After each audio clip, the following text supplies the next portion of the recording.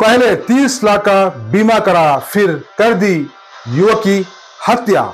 इन दोषों की ये करामात दिल दहला देने वाली है। आइए देखते हैं हुआ क्या था। इससे पहले हम आपको बता दें कि दिल्ली में 25 करोड़ की चोरी के मामले में बड़ा खुलासा हुआ है। दिल्ली के भोगल में 25 करोड़ रुपए की चोरी के मामले को दिल्ली पुलिस ने सुलझा लिया है। पुलिस ने दिल्ली में हुई सबसे बड़ी चोरी मामले में 3 आरोपियों को गिरफ्तार कर लिया है।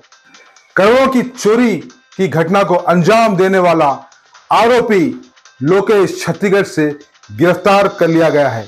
यह आरोपी दुर्ग और भिलाई इलाकों में भी चोरी की वारदातों में शामिल था। सूत्रों के मुताबिक लोकेश के साथ अन्य 2 बदमाश अजय और शिवा चंद्रवंशी बताया जा रहा है।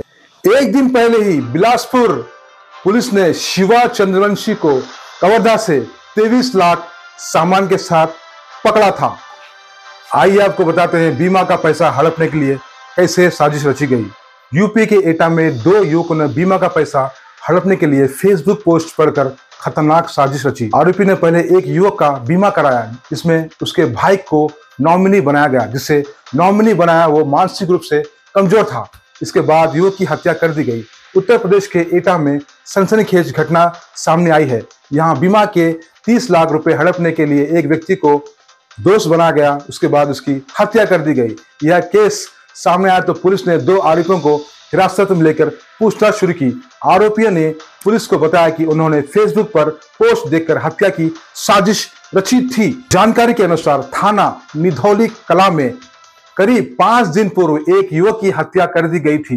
दरअसल 25 सितंबर 2023 को थाना अवागढ़ क्षेत्र में गांव नगला सी निवासी सोरन सी ने निधौली कला थाने में तहरीर दे कहा था कि उसके 35 वर्षीय बड़े बेटे चरण सिंह और बहू के बीच विवाद चल रहा था। इससे नाराज होकर बहू 15 दिन पहले मायके चली गई थी। इस बात से परेशान होकर चरण सिंह 24 सितंबर की शाम घर को नहीं लौटा। पुलिस को तहरीर दिए जाने के बाद 25 सितंबर को निधौरी कला क्षेत्र में गहराना के पास चरण सिंह का शव बरामद हुआ। उसके शरीर पर काफी चोटों के निशान थे। पुलिस ने सूचना के बाद मौके पर पहुंचकर जायजा लिया और शव को अपने कब्जे में लेकर पोस्टमार्टम करवाया। एसएसपी राजेश कुमार सिंह ने बताया कि गिरफ्तार आरोपियों ने फेसबुक पर एक पोस्ट देखी थी। उसी के बाद हत्या का प्लान बनाया गया। पहले आरोपियों ने मृतक के भाई से दोस्ती की, जो मानसिक रूप से कमजोर था। उसके बाद फेसबुक पोस्ट में लिखी बातों के आधार पर चरण सिंह का आधार कार्ड लेकर मृतक के छोटे भाई का बैंक खाता खुलवाया। आरोपियों ने चरण सिंह का 30 लाख रुपए का बीमा कराया, जिसमें नॉमिनी चरण सिंह के छोटे भाई को बनाया गया।